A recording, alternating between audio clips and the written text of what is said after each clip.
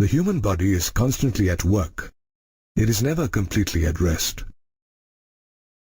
For example, even when we are sleeping, our lungs are busy inhaling oxygen and exhaling carbon dioxide. Carbon dioxide is a waste product generated by our body. Like carbon dioxide, various other waste products such as ammonia, urea, uric acid, water, and excess ions like phosphate, sulfate, sodium, potassium, and chloride are produced in our body as a result of different metabolic activities like ingestion, digestion, and respiration. These waste or excretory products, if retained in the body, may prove fatal, and so must be totally or partially removed from our body. The process of elimination of metabolic waste products from the animal body is called excretion.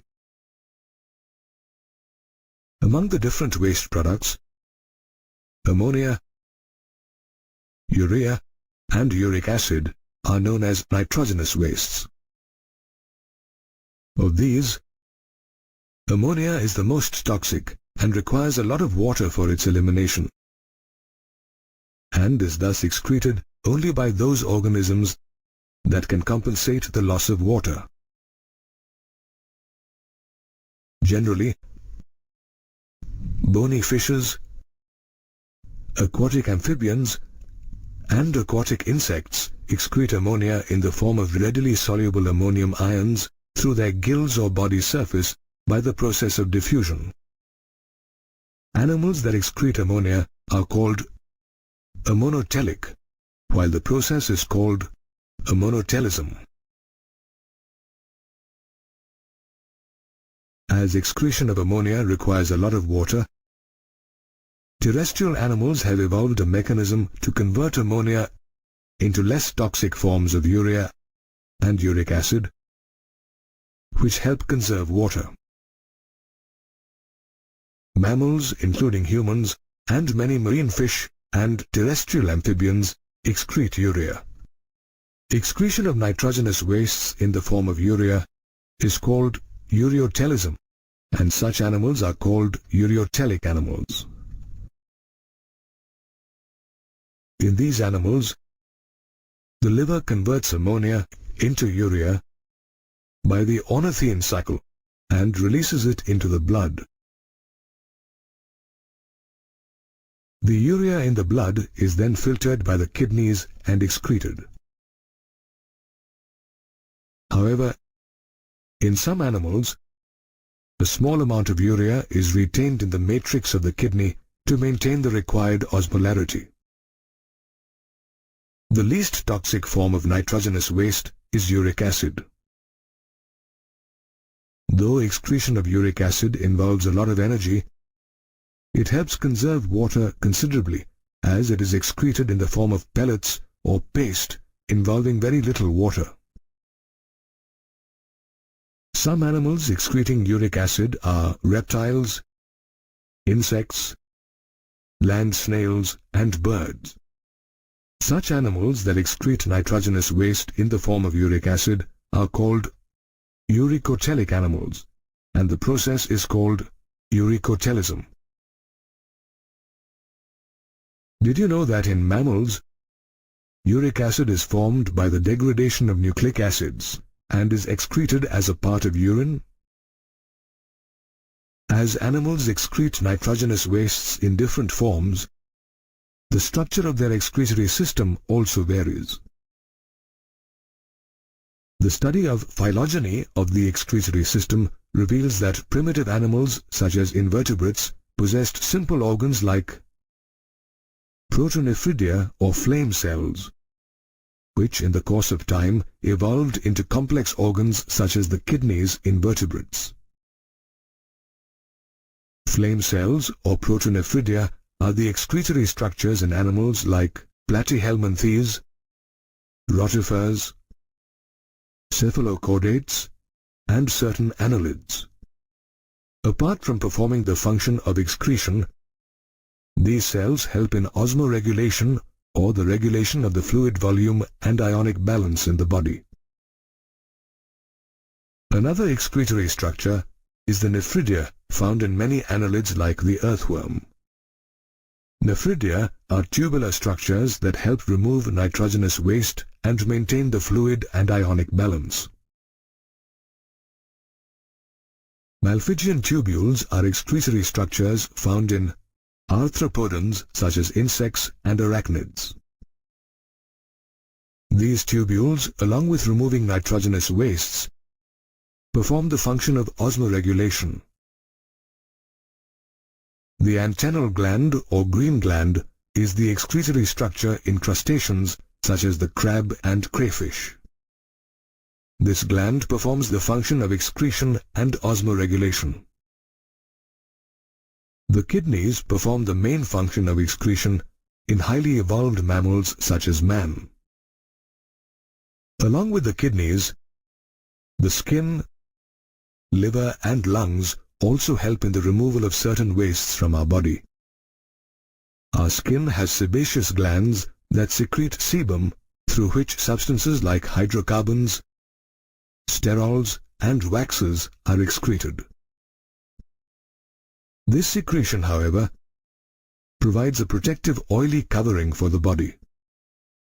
Like the sebaceous glands, the sweat glands on our skin also help in the removal of excretory wastes.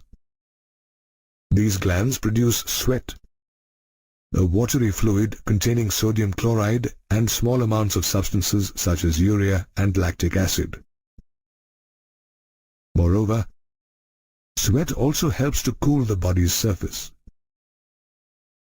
Another organ that plays an important role in excretion is the liver, the largest gland in our body. It breaks down drugs and reduces their toxicity by drug metabolism. It also detoxifies ammonia and converts it into urea, which is eliminated by the kidneys. Moreover, it degrades hemoglobin, hormones, drugs and vitamins and adds it to bile as bile pigments bilirubin and biliverdin, which are then excreted through the feces.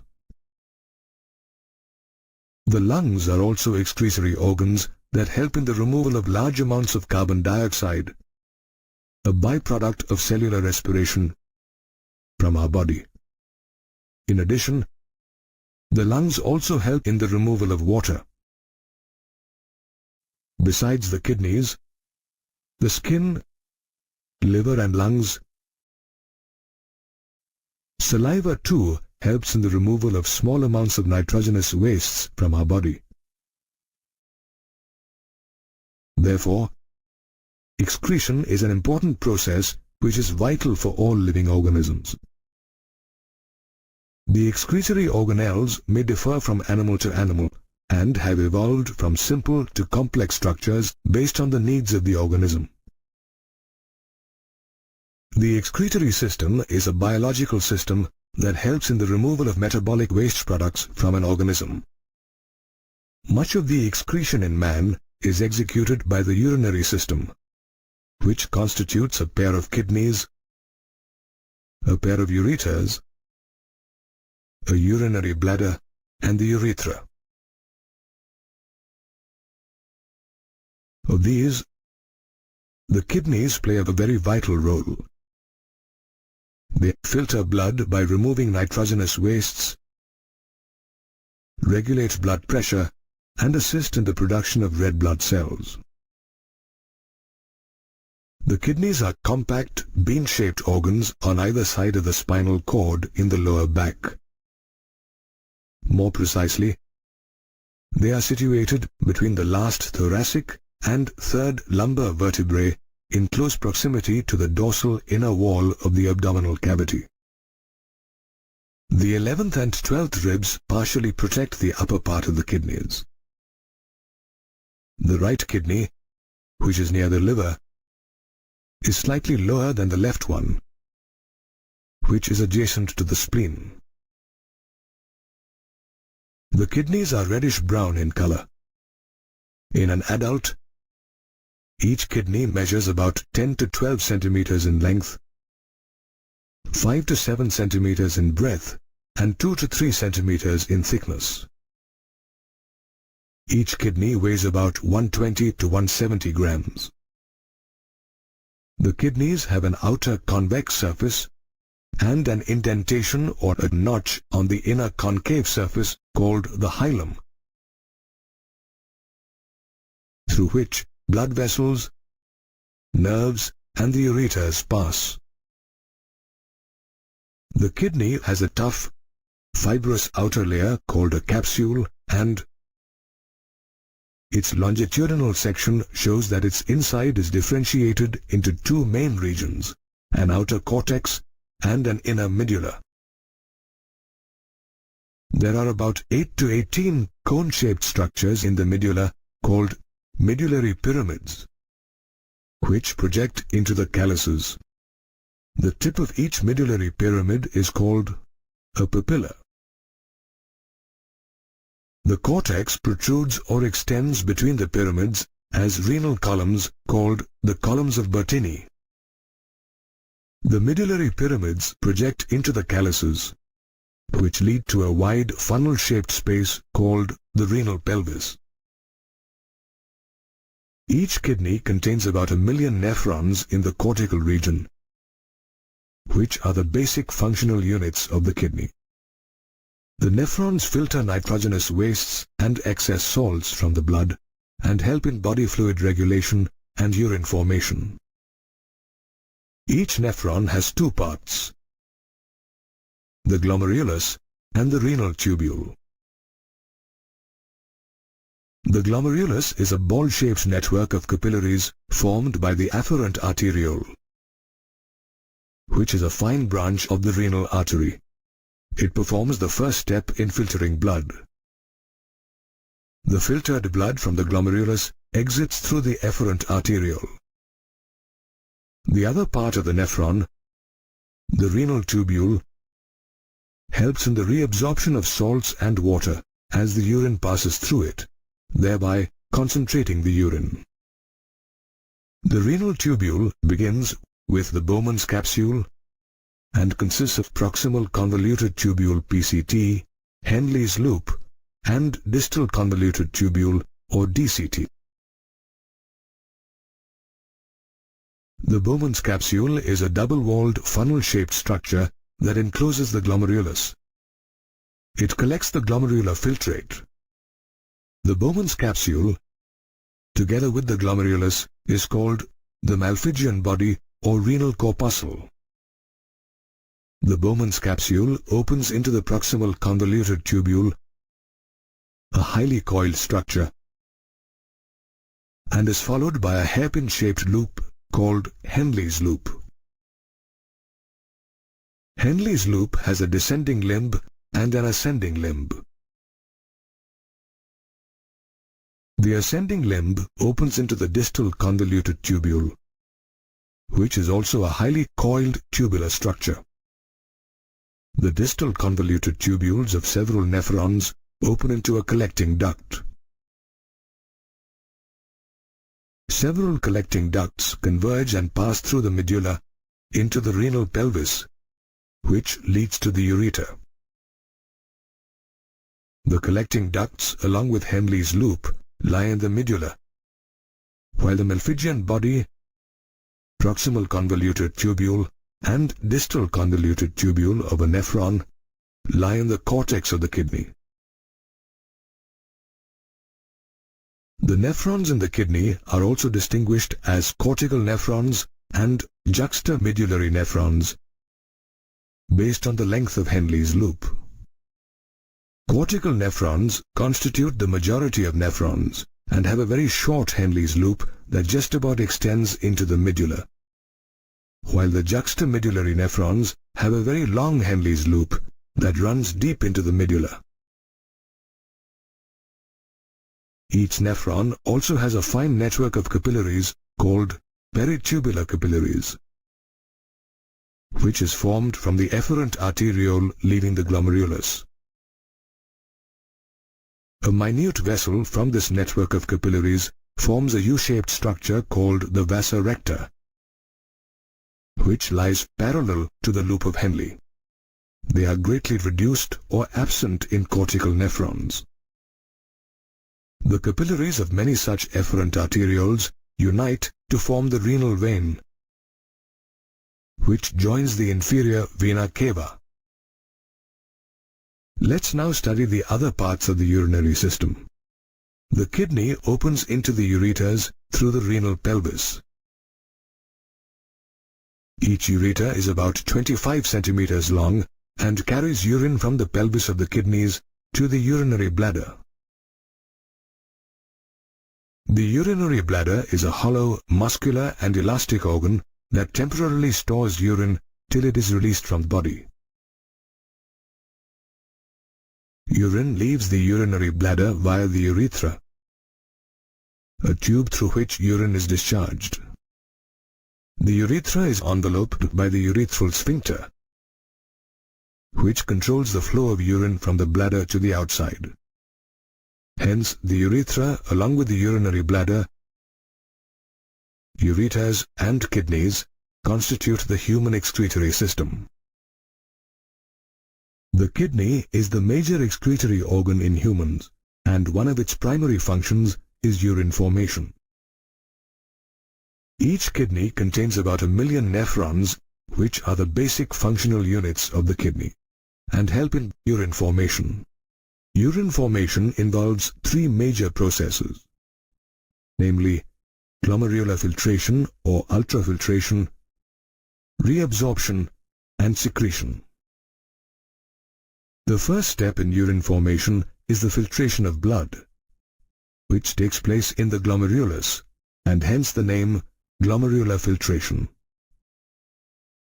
The pressure of blood in the glomerular capillaries forces the blood to pass through 3 layers, namely the endothelium of the blood vessel or the capillary, the basement membrane of the glomerulus, and the epithelium of Bowman's capsule.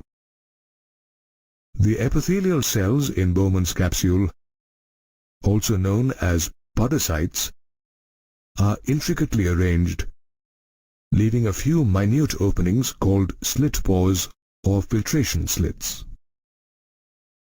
These slits or membranes help in the filtration of blood, and almost all the constituents of the plasma except the proteins pass into the lumen of Bowman's capsule.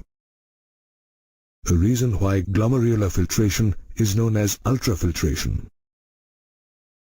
Did you know that, on average, the human kidney filters about 1,100 to 1,200 milliliters of blood per minute, which is about 1/5 of the blood pumped out by each ventricle of the heart in a minute?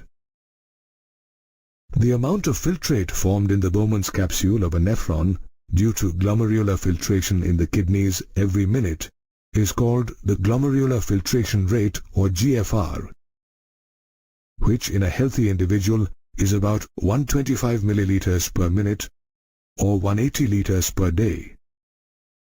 The blood pressure in the capillaries acts as a major force in glomerular filtration.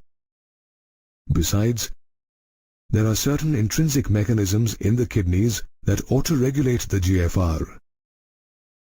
The juxtaglomerular apparatus or JGA is one such microscopic structure that regulates the GFR. The JGA is formed by cellular modifications between the afferent and to some extent the efferent arteriole and the distal convoluted tubule or DCT of the same nephron at their point of contact. The juxtaglomerular cells release renin whenever there is a drop in the GFR, which stimulates glomerular blood flow and normalizes the GFR.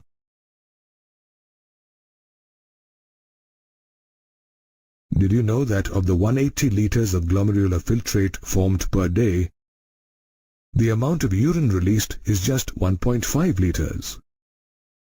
This is because about 99% of the filtrate is reabsorbed in the renal tubules during the process of reabsorption. Reabsorption is performed by the tubular epithelial cells present in the different parts of the renal tubule through active or passive mechanisms. While substances in the filtrate such as sodium, amino acids and glucose are absorbed by active transport, nitrogenous wastes are absorbed by passive transport. Water is also reabsorbed passively in the initial segments of the nephron.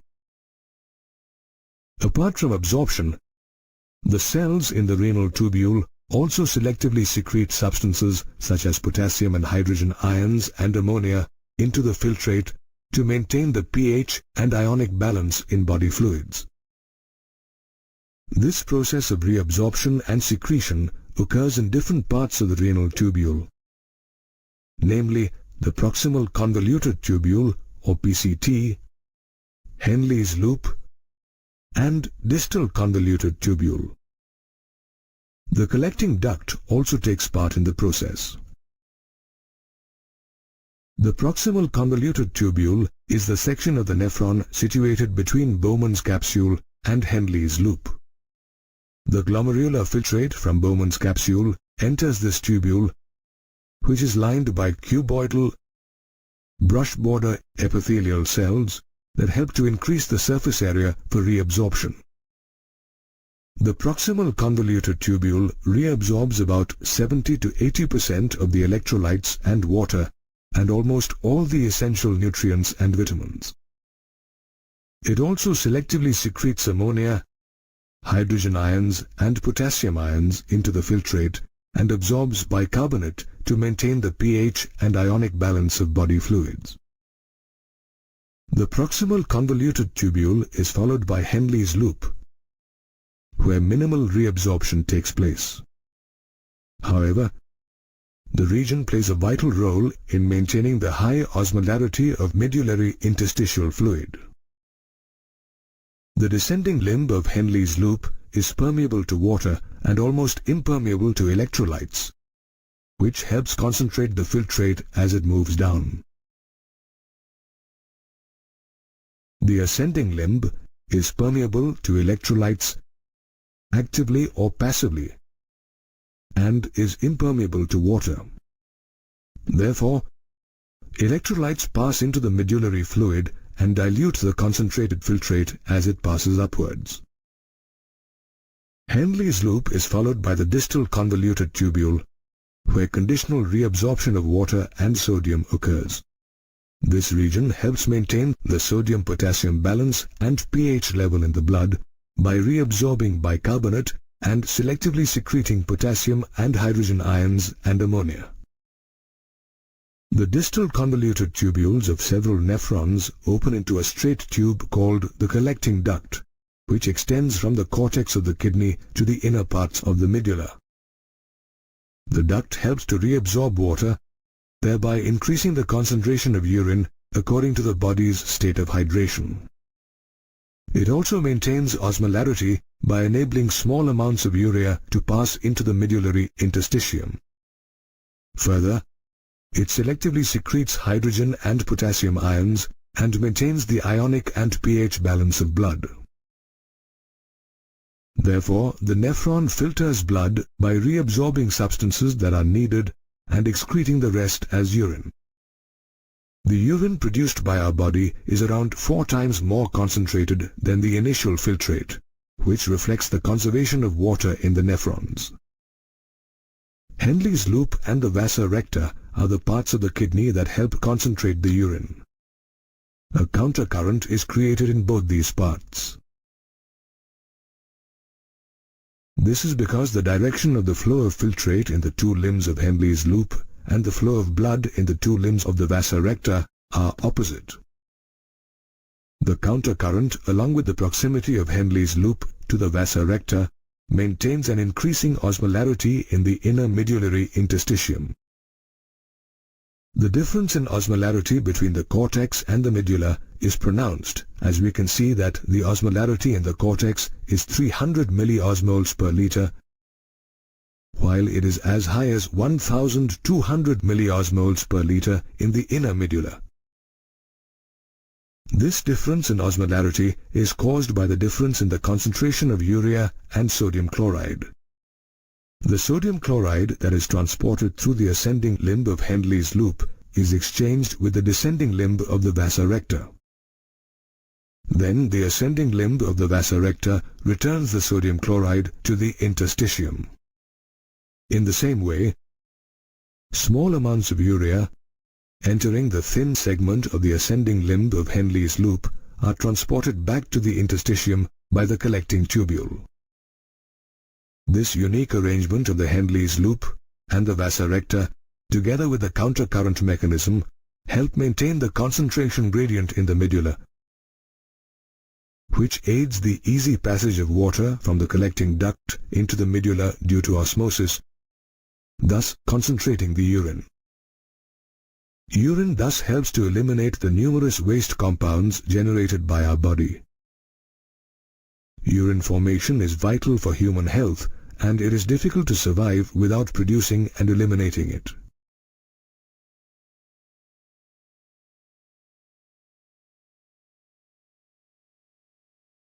Kidney functions are monitored and regulated by the hormonal feedback mechanisms of the hypothalamus, juxtaglomerular apparatus or JGA, and heart.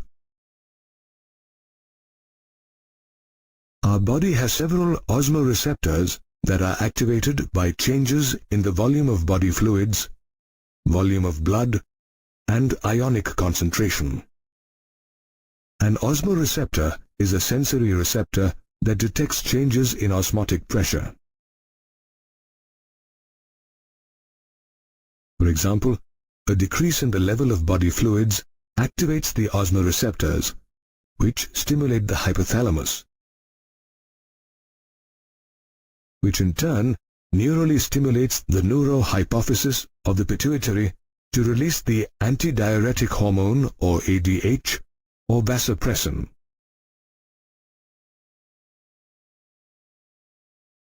ADH prompts the distal convoluted tubules or DCTs and the collecting ducts to reabsorb more water, thereby preventing diuresis. On the other hand, if the fluid volume in the body increases, the osmoreceptors suppress the release of ADH, leading to increased excretion of water in urine. ADH also has the ability to constrict the blood vessels. This increases blood pressure, thereby increasing the glomerular blood flow in the kidney and consequently the glomerular filtration rate or GFR. Like the hypothalamus, the JGA also plays a vital role in regulating kidney functions. The juxtaglomerular cells detect a fall in the glomerular blood pressure or GFR and release a peptide hormone called renin. Renin converts angiotensinogen in the blood into angiotensin 1, which is further converted into angiotensin 2. Angiotensin 2, a powerful vasoconstrictor, constricts the blood vessels, thereby increasing blood pressure, which stimulates the cortex of the adrenal gland to secrete aldosterone.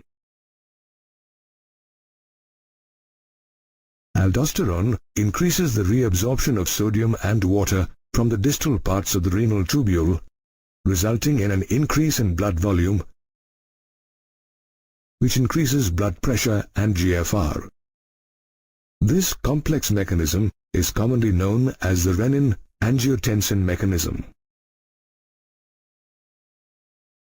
Apart from the hypothalamus and JGA, the heart also regulates the functioning of the kidneys to a certain extent. The muscles of the heart release atrial natriuretic factor or ANF when the blood pressure in the atria increases.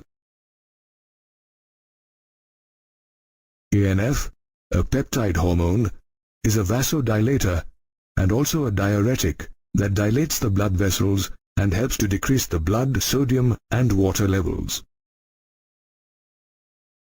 It exhibits an inhibitory effect on the renin-angiotensin mechanism. Hence, hormonal feedback mechanisms efficiently monitor and control the functioning of the kidneys, leading to the formation of urine, which passes into the urinary bladder, where it is stored until a signal is received by the central nervous system, or CNS. As the urinary bladder gets filled with urine, the bladder is stretched and causes the stretch receptors on its walls to send a signal to the CNS. The CNS, in turn, sends motor messages that make the smooth bladder muscles contract and the urethral sphincter relax, resulting in the release of urine. This process of disposing urine is called micturition, and the neural mechanism responsible for the process is known as the micturition reflex. On average, an adult human releases about 1 to 1.5 liters of urine every day.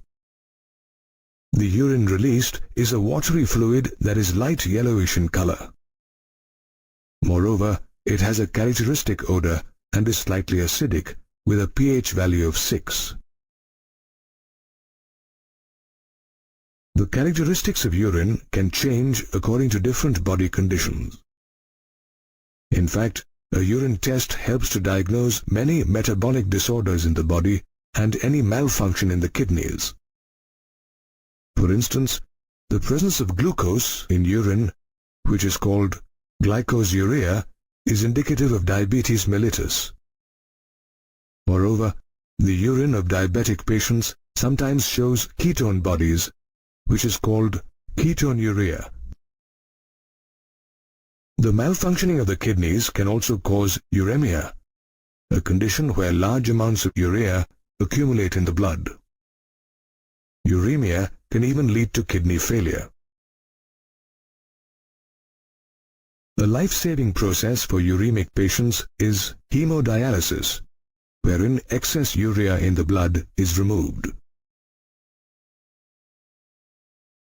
In this process, blood from a convenient artery is drained into a dialyzing unit after adding an anticoagulant like heparin.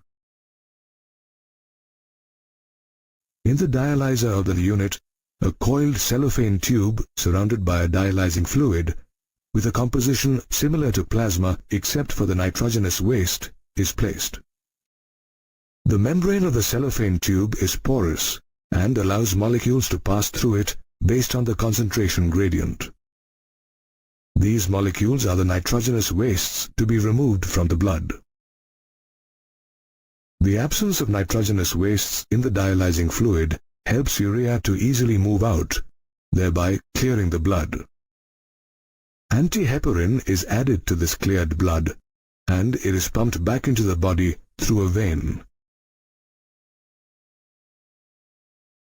However, in cases of acute renal or kidney failure, the only option is kidney transplantation. In this process, a functioning kidney from a donor is transplanted in the patient. Usually, a close relative of the patient is the preferred donor to minimize the chances of the patient's immune system rejecting the kidney. Other disorders due to the malfunctioning of the kidneys include the formation of stones or insoluble masses of crystallized salts within the kidney, a condition known as renal calculi. These stones are usually salts of calcium, mainly calcium oxalate or calcium phosphate. Such stones are also formed in the ureter and the urinary bladder.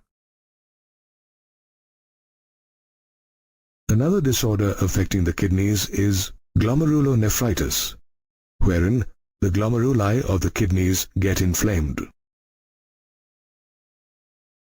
Therefore, the functioning of the kidneys is efficiently monitored and controlled by hormonal feedback mechanisms, and even a slight dysfunction or disorder may lead to severe diseases of the kidneys.